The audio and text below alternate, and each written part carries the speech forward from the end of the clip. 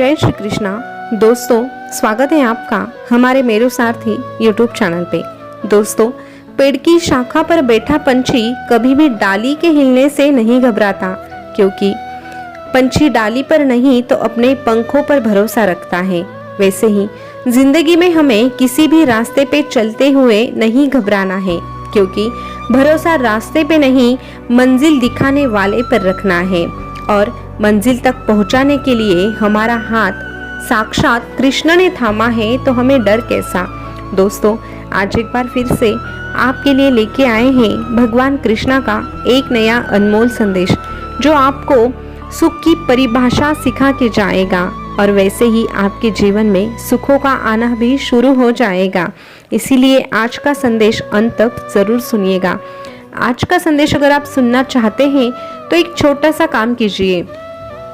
आपके सामने जो 3 नंबर दिखाई दे रहे हैं, उनमें से केवल एक नंबर आपको आपके लिए चुनना है और आज का संदेश सुन के उसी प्रकार जीने की कोशिश भी करनी है। फिर देखिए आपकी जिंदगी में कैसा चमत्कार होने लगता है। तो दोस्तों, आपने आपके लिए एक नंबर चुन लिया है, ऐसी मैं आशा करती हूँ और आज का संदेश भी सुनाती हूँ। तो दोस्तों, जिन्होंने 9 नंबर चुना है, उनसे भगवान कृष्ण कहते हैं, अरे एक बार मेरे चरणों पे पड़े हुए फूलों ने गले के हार वाले फूलों से पूछा कि तुमने ऐसा कौन सा पुण्य किया जो तुम कृष्णा के हृदय तक पहुंच गए, और हमने ऐसा कौन सा पाप किया जो हम चरणों तक ही सीमित रह गए। तभी उन हार वाले फूलों ने कहा, अरे कृष्णा के हृदय तक पहुंचने के लिए हमें अपने कलेजे में सुई की नोक से गुजरना पड़ा, दर्द को और पीड़ा को सहना पड़ा, तब जाके हम हृदय तक पहुंच सके। बिल्कुल उसी प्रकार मैं अपने भक्तों से कहना चाहता हूँ कि जिंदगी तो मैंने सबको दी है, लेकिन हर कोई मेरे हृदय तक नहीं पहुंच सकता। हर एक भक्त मेरे लिए महत्वपूर्ण है, लेकिन वो कुछ ज्यादा ही खास होते हैं जो मेरे हृदय के पास होते हैं। और हृदय वही पहुंच सकते हैं जो पीड़ा और दुख को सहकर मेरा नाम लेते हैं, मेरी भक्ति करते हैं। क्योंकि अक्सर लोग दुख दर्द आने पर मुझी को कोसते हैं, जैसे कि मैंने ही उन्हें ये तकलीफ दी है, पर वो लोग आसानी से भूल जाते हैं कि ये तो उन्हीं के कर्मों का फल है जो वो भुगत रहे हैं। लेकिन कर्मों का हिसाब चुकता करते वक्त भी अगर कोई मेरा नाम जपता है, मेरे शरण में आने की कोशिश करता है और दुख और दर्द को हंसकर सहने की कोशिश करता है, साथ में हर वक्त हर घड़ी मेरा नाम जपता है, उसे तो स्वयं मैं जपता हूँ। मेरे चरणों पर माथा तो हर कोई टेकता है, लेकिन हृदय तक वही पहुँच पाता है जो दर्द को झेलने की और तकलीफ को सहने की हिम्मत रखता है। और अगर तू इसी प्रकार जिंदगी गुजारता है, दुख और दर्द में भी मुझे पुकारता है, तो तेरा ये कृष्णा भी तुझसे सदा के लिए जुड़ जाता है, सदा के लिए जुड़ जाता है। दोस्तों, जिन्होंने अभी 3 नंबर चुना है, उनसे भगवान कृष्णा क्या कहते हैं ये जानते हैं। भगवान कृष्णा आपसे कहते हैं, अरे मुझे पता है कि तू अंदर से टूट चुका है, तुझे किसी पे अब भरोसा नहीं रहा, तुझे किसी से अब उम्मीद भी नहीं रही, और जिस जहां को तू अपना मानता था, उस जहां में तेरा ऐसा कहने वाला कोई नहीं रहा। इसीलिए तू उदास है ना, तो एक बात समझ ले, तू कभी भी अकेला नहीं हो सकता, क्योंकि तू इस कृष्णा का भक्त है। तेरे मुख पे अगर सदा ही कृष्णा का नाम है, तो इस दुनिया में तुझे कोई अकेला नहीं कर सकता। और अगर तू अंदर से टूट गया है, तो एक बात समझ ले कि मैं टूटी हुई चीजों का इस्तेमाल बड़ी ही खूबसूरती से करता हूँ। जैसे मिट्टी के टूटने से खेत बनता है, बीज के टूटने से पौधे की संरचना होती है।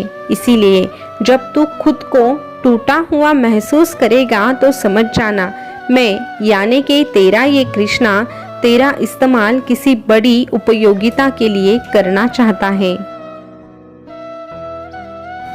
इसीलिए खुद को टूटा हुआ नहीं बल्कि मजबूत समझ, और तू तो मेरा वो भक्त है जिसको साक्षात भगवान कृष्ण मजबूत बनाने की कोशिश करते हैं।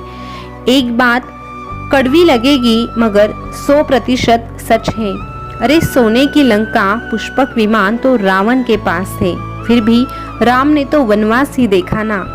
राजपाट तो कंस के पास था, जेल में तो जन्म तेरे इस कृष्णा का ही हुआ ना।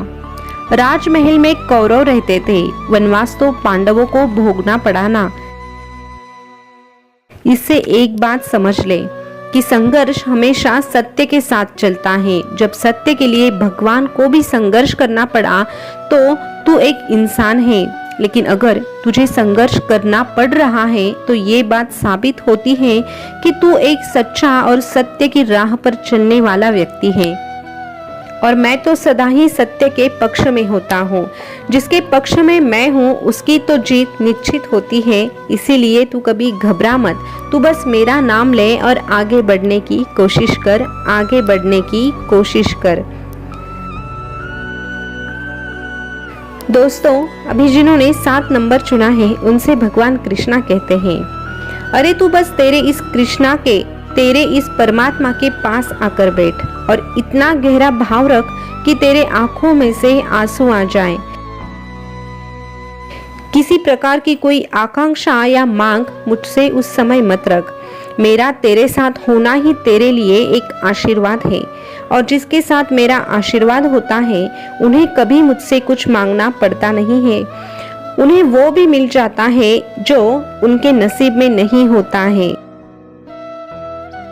और तेरी आंखों में से अगर आंसू आते हैं तो समझ ले कि मैं तेरे ही पास हूँ। अरे जैसे फूल के पास जाओ तो खुशबू अपने आप ही आने लगती है, वैसे ही जो मेरे पास आकर बैठता है, जो मेरी भक्ति करता है, उसके पास मैं अपने आप ही आ जाता हूँ। मेरा आशीर्वाद उसकी तरफ खींचा चला आता है और मैं सदा के लिए उसी का हो जाता हूँ।